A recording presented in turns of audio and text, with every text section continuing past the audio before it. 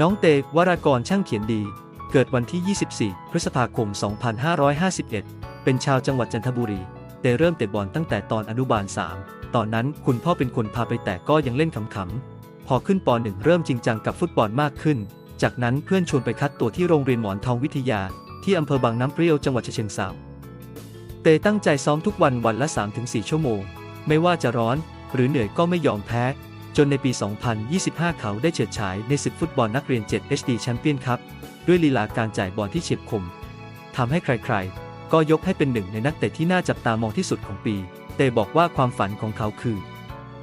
อยากติดทีมชาติอยากเป็นนักฟุตบอลอาชีพและอยากเข้าสโมสรฟุตบอลการท่าเรือแรงบันดาลใจของเตมาจากความชอบในฟุตบอลครอบครัวที่คอยซัพพอร์ตและอาจารย์สกลที่คอยสอนและให้กำลังใจเสมอน้องเตวรากรช่างเขียนดีคือเด็กหนุ่มที่กำลังวิ่งตามความฝันด้วยหัวใจเต็มร้อย